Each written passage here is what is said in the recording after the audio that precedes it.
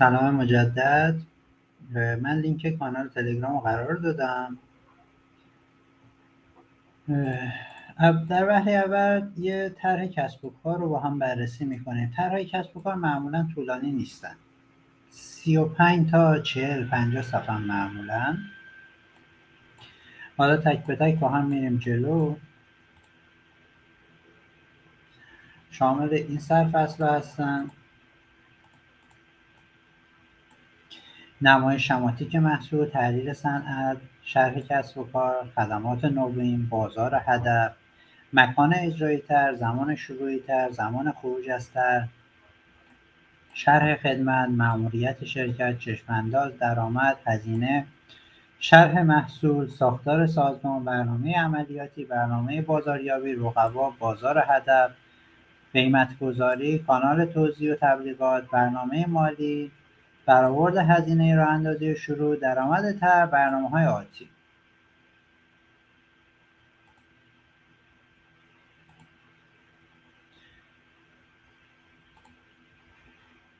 یک مرکز هدایت شغلی و کاریابی تخصصی طرح کسب و کارش اینجا داره مورد بررسی قرار میگیره.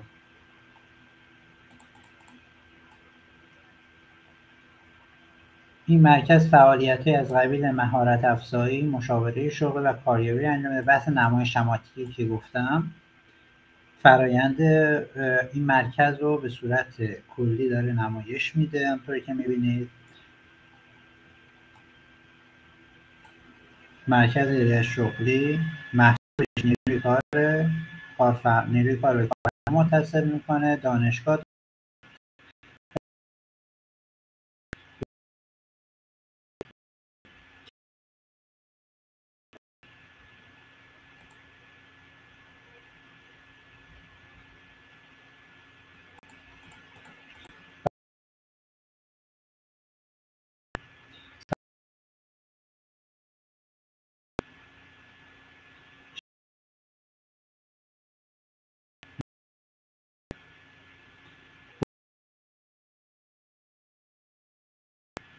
و خود دانشگاه و وبسایت. برنامه‌های مالیش: درآمد از مقوله کاریابی،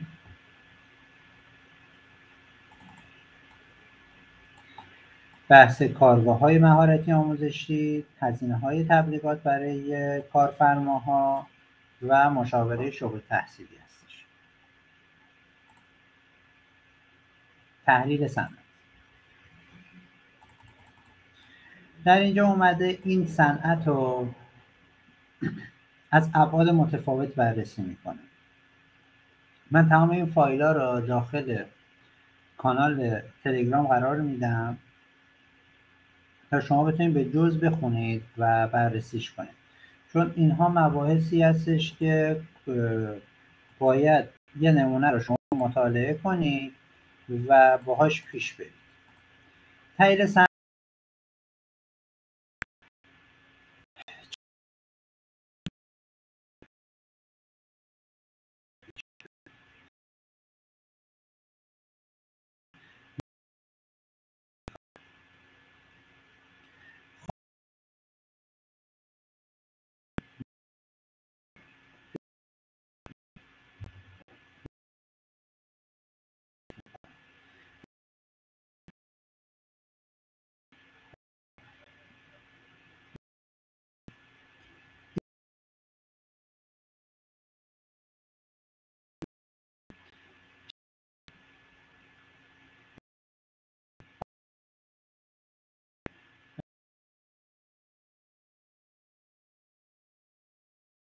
نیاز اون صنایعی که زیادن تو استان آموزش میده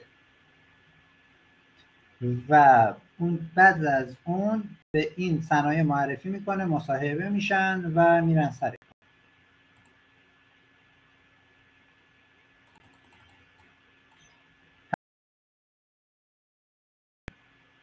شده. در واقع جامعه هدفش رو داخلش دیده.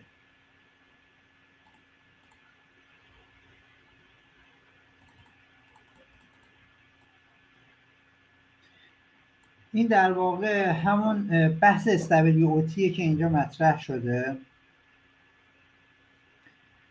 اومده موارد متفاوتی که میتونه تهدید ایجاد کنه و یه طوری نیروهای بیرونی که موجب و جلودار انجام این فرایندن رو بررسی کرده.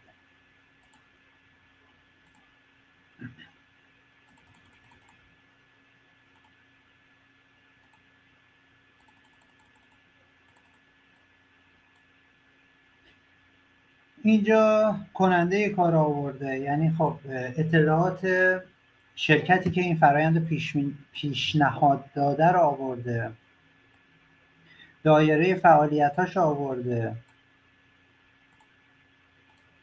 به طور کلی شرح داده که کسب و کار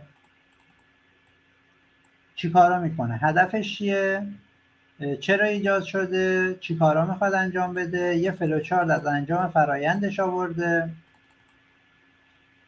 که زوم کنم براتون. نوشته شروع فرایند، کاریابی، مهارت آموزی، توانمندسازی رو داره. توی کاریابی میبینیم آیا مهارت رو داره یا نه. اگه نداره دوباره میاد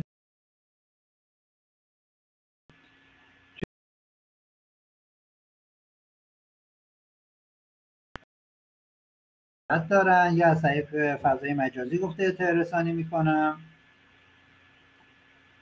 همچنین اطلاع رسانی از طریق سایت رو داره.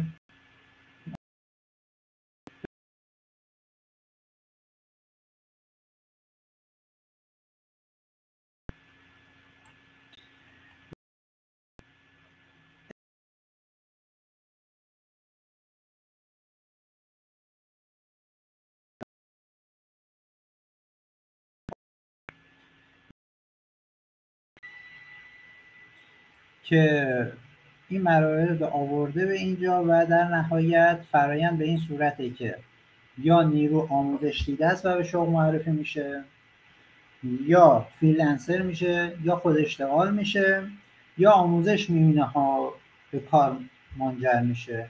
اگر نتونه سر کار بره نتیجه گرفته میشه که مثال این آموزش درست و کافی ندیده و برمیگره به چرخه آموزش تا این فرآیند اینقدر طی میکنه تا بتونه خروج کنه.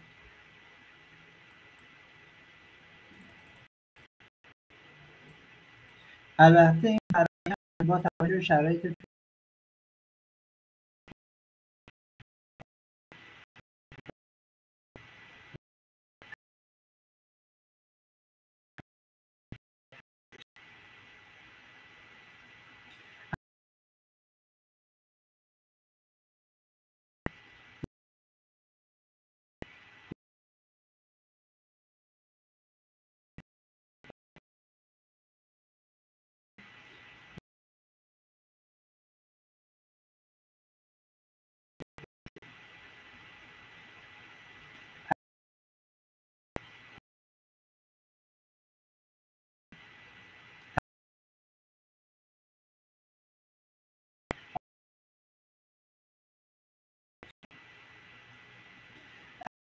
داشبورد در سطح کشوریه،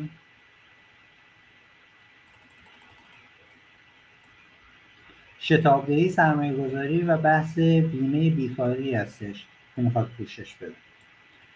چه خدمات پیشرو نوینی در نظر گرفته و میگه من یک خدمت نوینی که تو این حوزه میخوام ارائه بدم راه اندازی سایت کاریابیه که کل این فرآیندها رو بتونم داخلش آنلاین و بدون مراجعه حضوری زیاد، یعنی با حداقل مراجعه حضوری انجام بدم. بعد اومده برای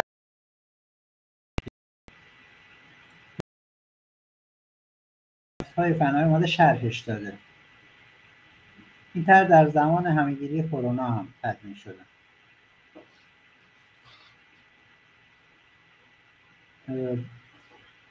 در تاکید کرده بر اهمیت استفاده از خدمات غیر حضوری و بستر وب. بعد اومده مثال زده مثلا جاب دیویژن و کاریابی‌های دانشگاهی دیگه‌ای بودن، پس ما می‌خوایم اینو راه اندازی کنیم. یه دامینش هم پیشنهاد داده.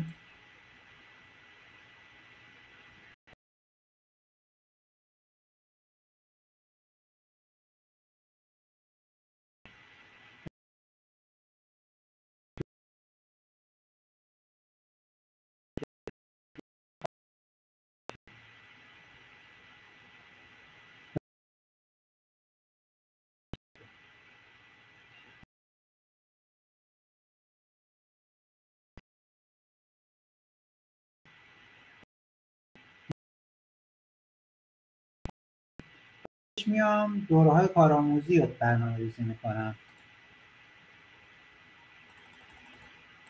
در فاز چهارم دوره‌های مهارت افزایی، فاز پنجم طراحی وبسایت، فاز ششم ارائه خدمات اشتغال یعنی همون کاریابی، فاز هفتم طراحی فرآیند نمایشگاه یعنی نمایشگاه رو میخواد برگزار کنه و فاز هشتم در سطح استان این نمایشگاه رو برگزار کنم. همونطوری خدمتتون گفتم الان اومده بازار هدف رو تعیین کرده، نوشته با توجه به استقرار در دانشگاه هدف پوشش دادن نیروی کار تحصیل کرده دانشگاهی تمام اساسی اول و معرفی آنها به صنایع مورد تخصص برای پوشش نیازهای مطرح، ابتدا در شهرستان بعد استان و در سطح کشور طبق اون اهدافی که تدوین کرده. اومده گفته که حجم افرادی که من باشون طرفم رشته تحصیل کرده 50,000 نفره که مرکز در فاز این 50 نفر در استان گیلان. در فاز اول میخواد 1% از اینا پوشش بده و در سالهای آتی با توجه به شرایط بین 5 تا 10% این حجم رو به بازار خودش اضافه کنه.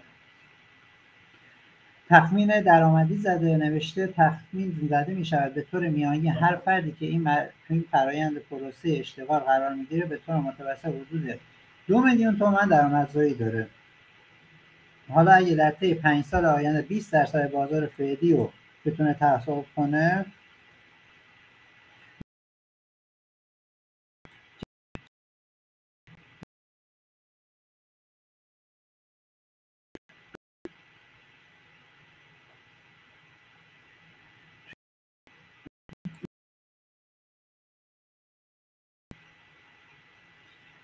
امکان اجرای طرح در مجتمع اصلی دانشگاه گیلان در مرکز رشدش واقع است و این فرایند این انتخاب دلیلش اینه که دانشجوها هم به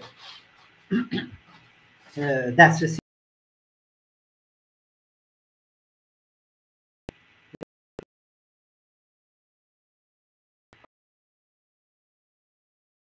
بدن.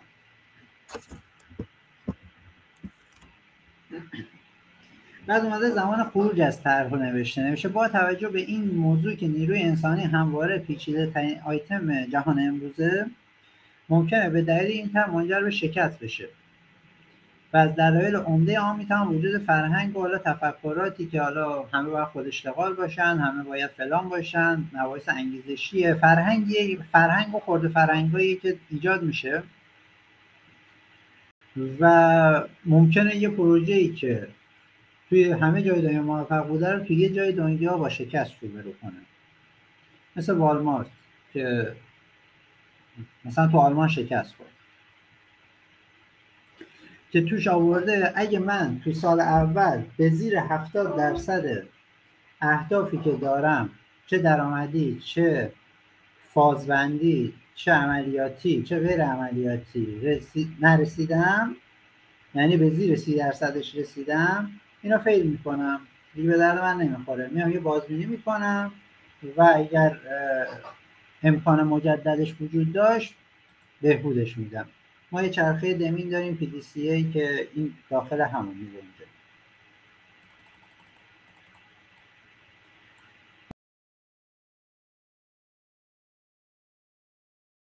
گیران و کشور در حال فعالیت هم با این حال مشکل اشتغال روز به روز در حال افزایشه که دلیل عمده‌اش از عدم تطابق خواسته‌های کارفرما و کارجو. حالا یه بحث حقوق و مزایاه که الان کارفرما مزایا و حقوق حاضرن بدن اما باز مهارت رو نمیتونن پیدا کنن.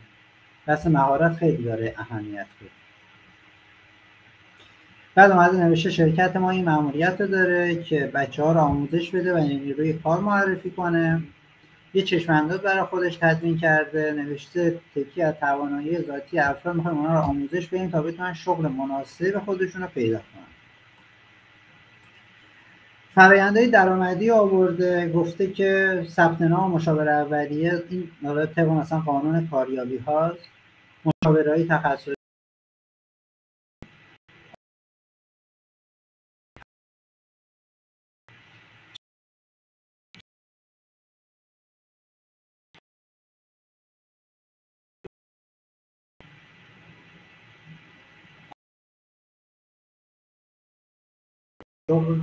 ایجاد میشد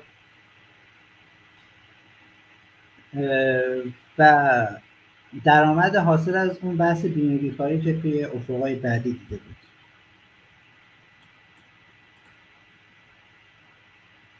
توی فرآیند بعدی هزینه هاشو آورده، هزینه های ثابت در گردش، حقوق و دستمزد، هزینه نت، هزینه های با تبلیغات، پیش بینی نشده. ما همیشه 5% پیش بینی نشده میگیریم، حالا چیز عرفیه. هزینه استهلاک هم معمولا 10% میگیریم. توی فصل بعدی اومده محصولش رو شرح داده. آقا محصول من چیه؟ ببینید توی این فرآیند ممکنه یه سری مباحث تکرار بشه، حالا به نحوهای متفاوتی، به نحو متفاوتی با ادبیات متفاوتی یه سری سرفصل‌ها تکرار بشه، اما توی چارچوب روتینش هست و باید آورده بشه. وضعیت آموزش کاریه و اشتغال در ایران اومده یه افقی داده، یه در واقع پیشینه پژوهشی یه طوری ارائه کرده که ما چقدر بیکار داریم، چقدر ایران شرایطش چطوریه. این رفرنسش هم آمار وزارت علومه. بعد اومده گفته که مراکز هدایت شغلی باید چه ویژگی‌هایی داشته باشن، مثلا ساماندهی کاربار و ارائه خدمات مشاوره، خدمات کاریابی، آموزش،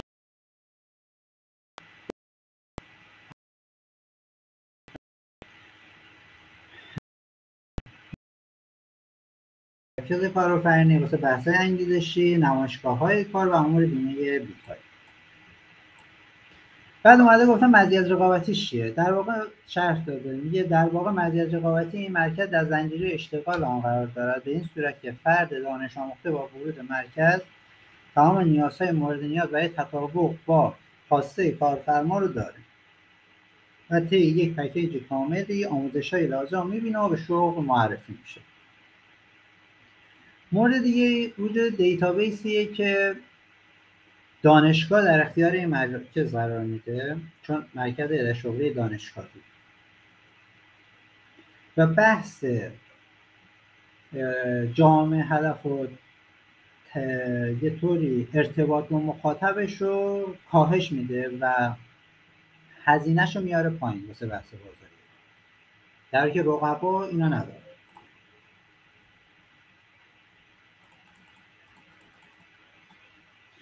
اومده ساختار نیروی انسانیشو گفته من یه فوق لیسانس میخوام، 3 تا لیسانس، 3 تا سایر که حالا توی حوزه‌های متفاوت دارای تخصصن، به عنوان مشاور فعالیت کنم و معمولا مشاوره کار وقت.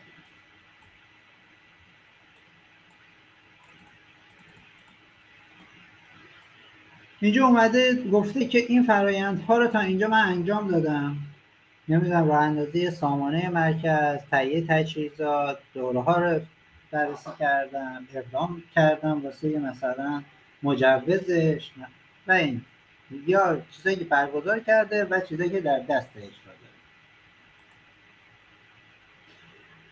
توی فصل بعدی اومده ساختار سازمان رو شرح داده.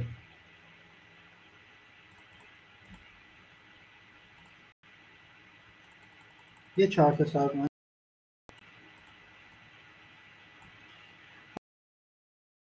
دانشگاه کار میکرد، هیئت مدیره خودش داره، پایینش مدیر عامله، بعد واحد مالی زیرمجموعه مدیر عامله، واحد برنامه‌ریزی، کارشناس برنامه‌ریزی، کارشناس تولید محتوا، مسئول بخش کاریابی، مسئول بخش هدایت شغلی، مسئول بخش آموزش. اینا می‌بینید به صورت موازی با هم در ارتباطن و یه طوری تقدم تأخر ندارن، همه در یک سطح. بعد اومده واسه هیئت مدیره وظایفش رو نوشته انتخاب مدیر عامل، بررسی نظارت بر فعالیت شرکت، برنامه‌ریزی برای فعالیت مدیران در جهت رشد اونها با توجه به گزارش. حالا کلا فعالیت‌ها رو نوشته جلسات رو برگزار میکنن، مسابقات رو تصویب میکنن، گزارش‌ها رو بررسی میکنن و الی آخر.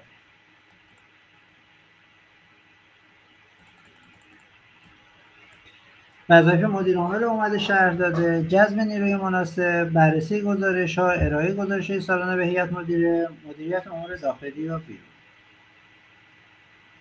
واحد مالی میگه نگهداری و به‌روزرسانی سوابق دارایی ثابت،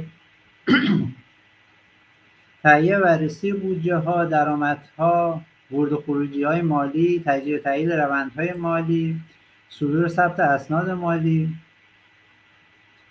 ببخشید من بر خودم یه آب گرم بریزم، بیام صدام گرفت.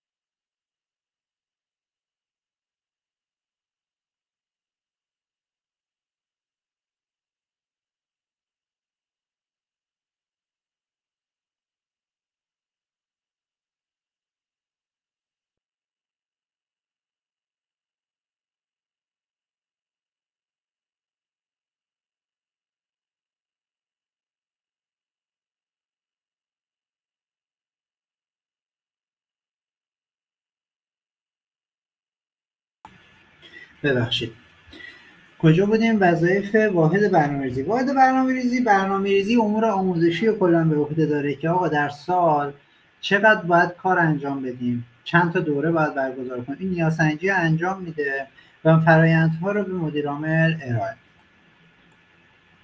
واحد کاریابی فرصت‌های شغلی رو بررسی میکنه.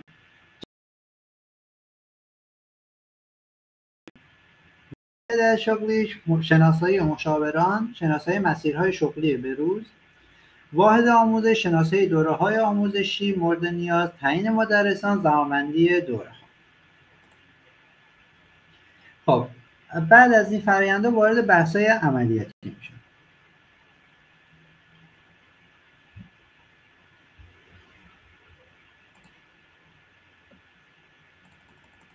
اول یه سری ملزومات شهر داده. گفته ما برای اینکه بتونیم وارد فاز عملیاتی بشیم دفتر کار نیاز داریم، تجهیزات می‌خوایم، تجهیزات دفتری، نیروی انسانی، سایت، اساتید. نیروی کار به منظور نیازسنجی و تحلیل، چون بحث این بود که نیازها رو سند بگیریم، تحلیل کنیم، واسهش فرآیند تعریف کنیم و آموزش بدیم و معرفی کنیم. مکان برگزاری کلاس، آزمایشگاه و فضای کار. اهداف کوتاه مدت یه دور گفتم بعدش تکرار میشه برای بس دادن. الان اینجا دوباره تکرار شده که اول شهرستان نیاز صنایع برطرف کنیم، برون سپاری واسه پروژه های فریلنسری.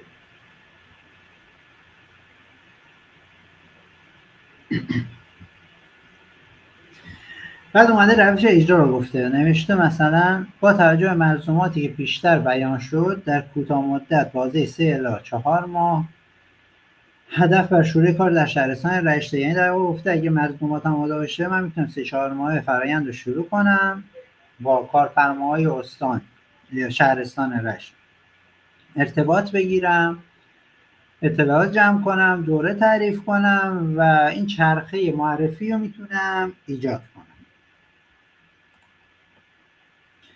بعد اومده واسه اهداف میان مدتش اینو بیان کرده و بعد همین واسه اهداف بلند مدتش.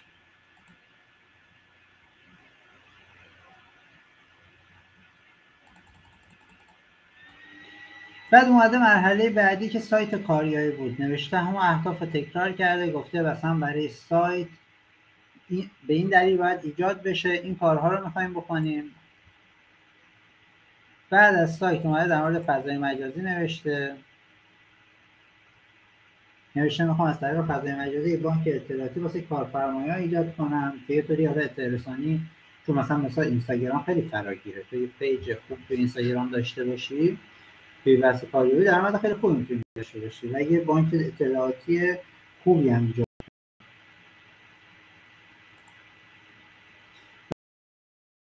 بشه شهر فصل بعدی. اول اومده در مورد رقبا گفته، نوشته در حال حاضر در این حوزه در محدوده مورد نظر دانشگاه ایران رقیبی ندارد، اما در خارج از دانشگاه در حوزه کاری رقباشون کاریابی تندکار وجود دارد، تندکاری که کاریابی‌های خوب استان گیلان بود. اما هیچ یک از مجموعه ها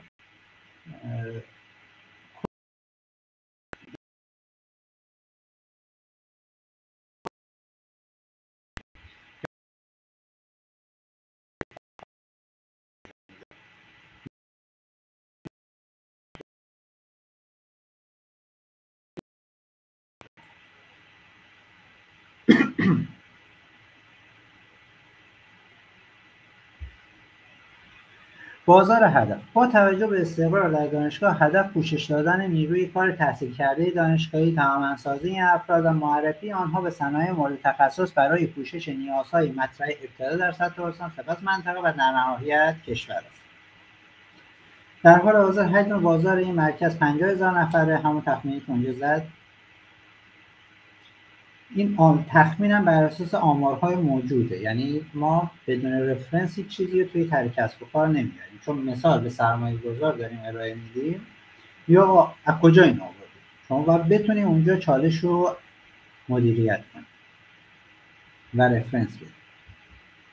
مرکز قصد دارد در سال اول 1% از این بازار رو جذب نماید، در سالهای آتی بین 5 تا 10% رو اضافه کنه که همون تخمین رو آورده که میگه من 20 میلیارد میتونم درآمد داشته باشم 5 سال. قیمت گذاری در قسمت کاریابی، قیمت ها به صورت دستوری در واقع میگه وزارت کار ابلاغ میکنه و ما اینجا چیزی دست خودمون نیست. کانال‌های توزیع تبلیغات و تمرکز اصلی مجموعه برای فضای مجازی، میگه من بیسم روی فضای مجازی غیر حضوریه و میخوام راحت کنم.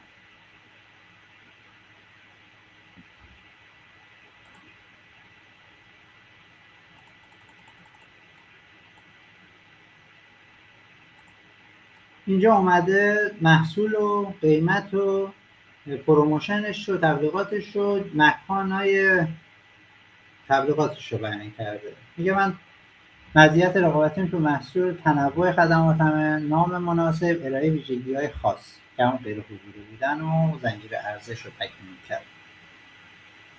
قیمت گذاری که میگه دست من اصلا نیست، توی کارگاه ها میتونم قیمت گذاری داشته باشم و اول سوبسیدی از دانشگاه بگیرم و باز رقابت ایجاد کنم، اما توی حوزه کاریابی دست وزارت کاره، من جای مانوری ندارم.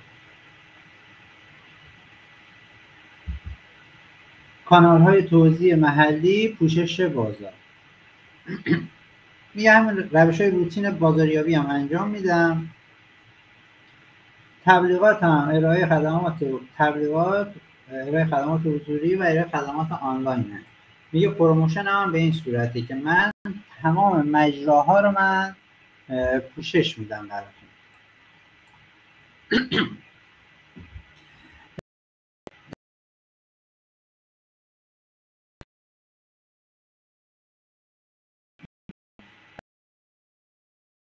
آموختگان دانشگاهی مورد توجهه. چرا؟ چون هدفش دانشگاه گیلان بوده.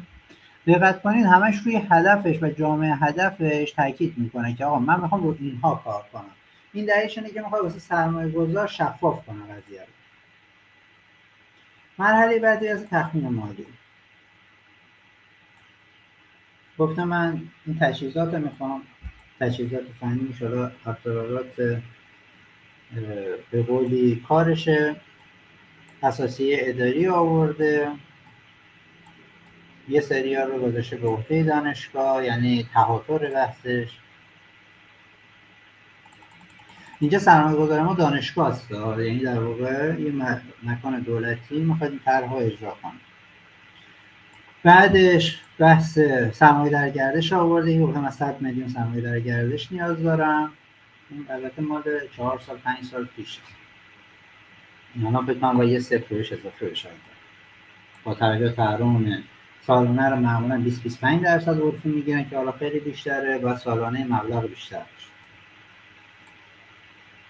هزینه‌های انرژی گفته به عهده دانشگاه، واسه محاسبه نکرده و یعنی با محاسبه بشه توش. هزینه مصرف روتین یک دفتر مثلا 50 متری رو باید بگیریم واسه این فرآیند و ضبط در هزینه‌های انرژی برق گاز که موجود هست توی سایتشون. بحث حقوق دستمزد آورده شده، حقوق پایه در نظر گرفته شده. اون سال 5 تومن بود، الان حدودش 11 تومنه. کل هزینه‌ها رو اینجا تجمیع کرده.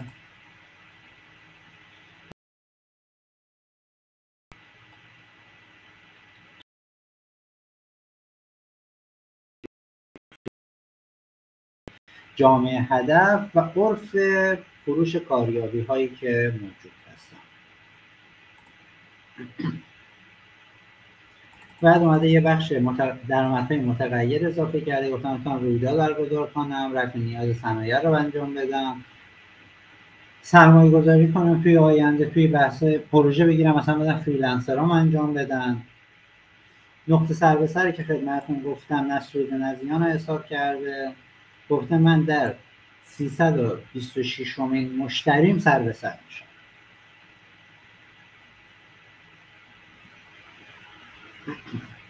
میگه من اگه 500 تا هدف قرار بدم، یعنی همون 1% رو 326 در واقع نصفشون، نصف نه تقریبا میشه 70%شون رو خدمات بدم بهشون، سر به سر میشن، بعد اون سودم. و بعد اومده میگه آقا من اینا اجرا کردم، یه طرح توسعه‌ای هم دارم.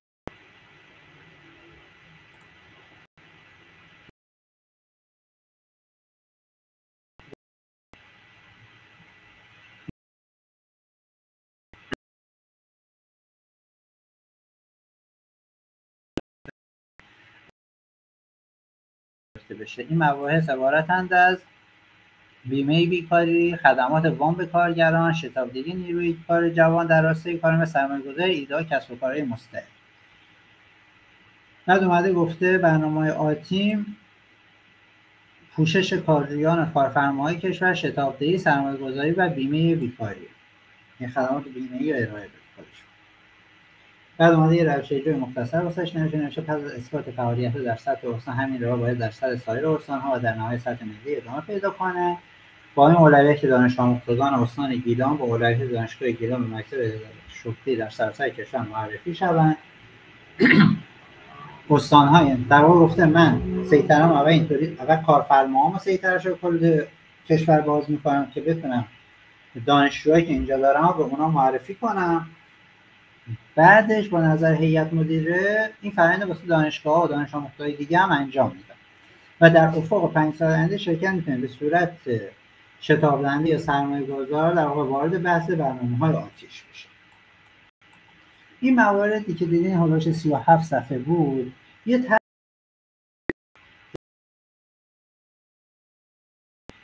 رو پروموت کرد به قولی یه سرمایه‌گذار که آقا اینجا دانشگاه گیلان. اگه تو این حوزه سوالی دارید من در خدمت.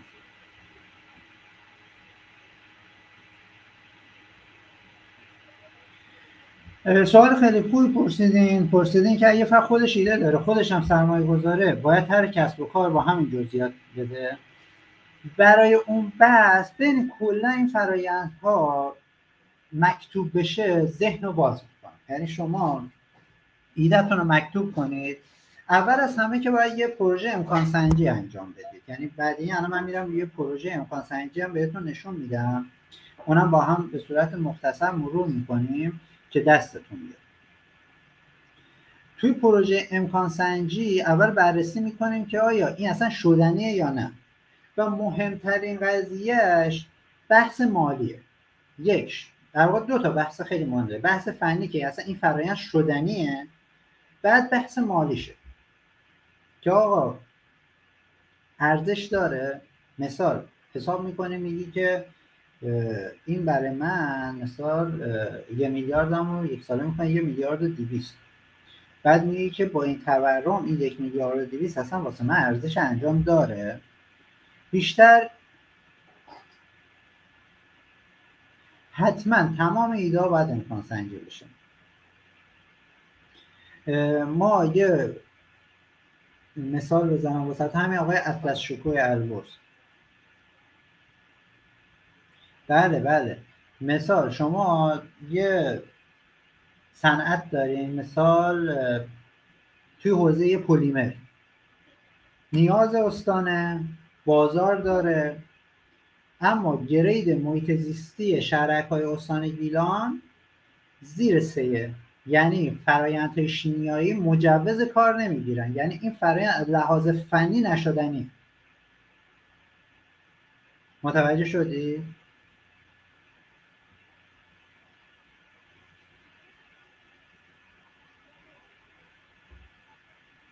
بعد پروژه های امکان سنجی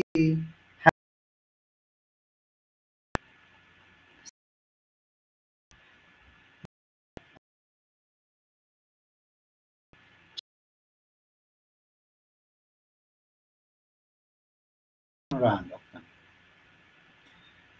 اما اصلا نتونستن درآمد خوبی ایجاد کنن، در حالی که بادون زمینی نیاز بود، محصول فراهم بود، تجهیزات فراهم بود. فکر می‌کنین چرا نتونست موفق بشه؟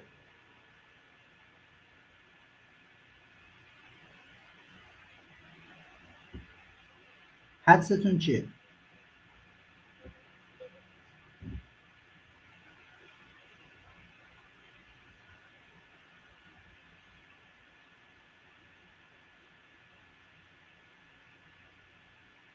نه، تعداد رقبای خیلی زیادی داشتی به صورت زیرزمینی خشک می‌کردن یا سنتی خشک می‌کردن توی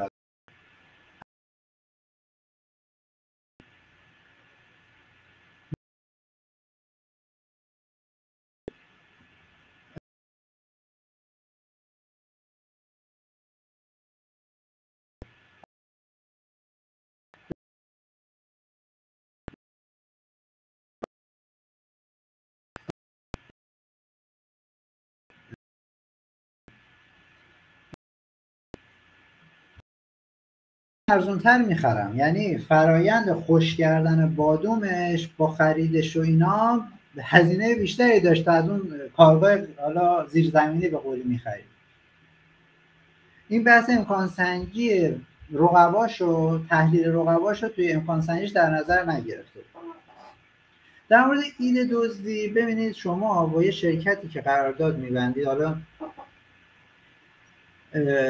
بحث صادرات هم چالش‌های خودشو داره. خب بحثی که هست همه فکر می‌کنن که محصول تو ایران ارزونه. من فندق رو براتون مثال میزنم. همه دنیا دارن روی صادرات کار میکنن، فقط ما نیستیم.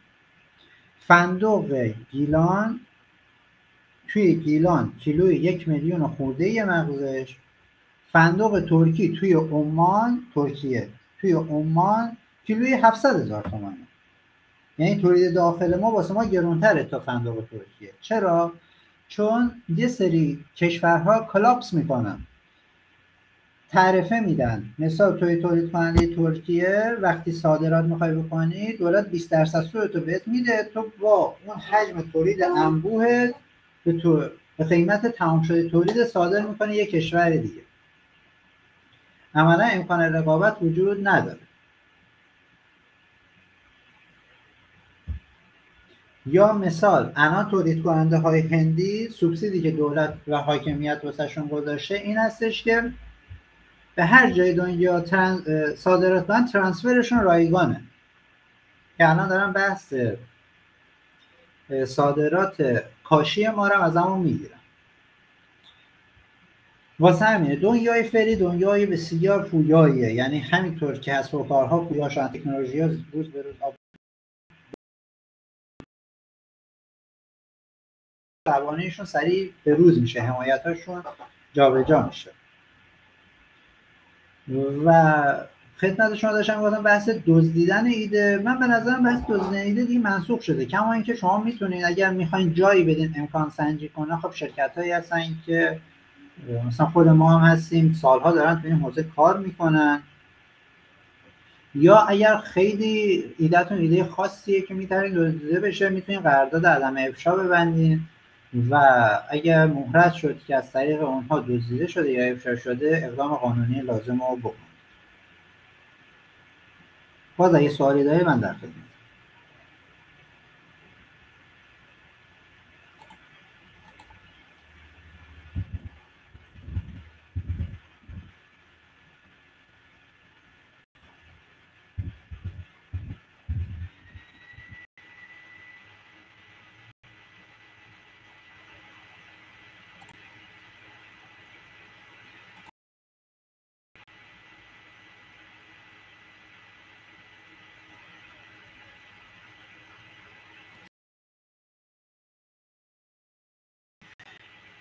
میبینید پروژه امکان سنجی خیلی وسیع‌تر از طرح کسب و کاره.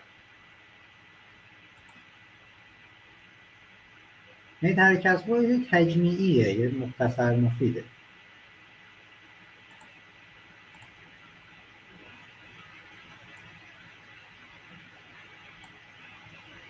در مورد بحث بسته‌بندی و سردخانه زیر صفر، اولش یک مختصر طرح داره، جزئیات اصلیش اینجا آورده شده. اون بحث NPV بود، گفتم نرخ تنزیل یا نرخ مورد بحث اینجا 20% در نظر گرفته شده که بعد می‌بینی IRش بیشتر از 20%، پس این ترس تودهی داره. نرخ بازگشت دوره بازگشت سرمایه‌اش هم 4 سال و 9 ماه. بله سعی میکنم فایل رو داخل کانال تلگرام بارگذاری کنم.